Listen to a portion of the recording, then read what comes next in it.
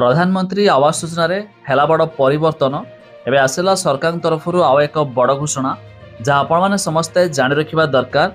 एबे आवास योजना रे महिला को दिया जिवो पूर्ण मालिकाना कौन रही अपडेट जानिबा ता पूर्वरु वीडियो को लाइक करंतु, सब्सक्राइब करना थिले एबे सब्सक्राइब करी पाखर थिबा घंटी चिन्ह को दबाइ दिंतु। देखंतु अपडेट आसुची एणिकी पीएम आवास योजना रे केवल महिला हेबे मालिकानी।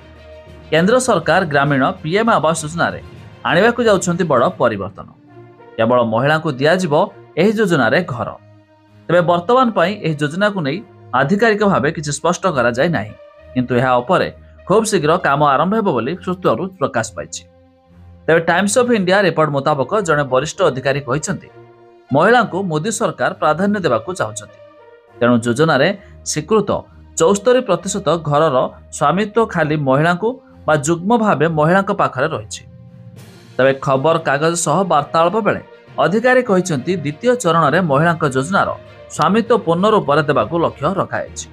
तबे पीएम आवास योजना मोदी सरकार 2016 रु आरंभ करिसंती। योजना रे ग्रामांचल पई दुईटी विकल्प रहिछि, जेउथिरे महिला स्वामित्व बा जुग्म रूपे स्वामित्वर व्यवस्था रहिछि। एही योजना रे केवल पुरुषों को स्वामित्व देवार व्यवस्था नाही। तबे आगको संपूर्ण रूपे केवल महिला को ही घरर मालिकाना देबाकू व्यवस्था कराउछि।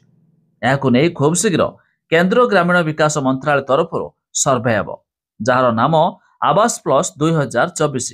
एथिरे लाभार्थी चिन्हट कराजिबो। एथिरे प्लस सर्वे रे मध्य व्यवस्था रहिबो। सर्वे द्वारा घरर अन्य सदस्यक मध्यरे थिबा अभियोग दूर करिबा हेबो।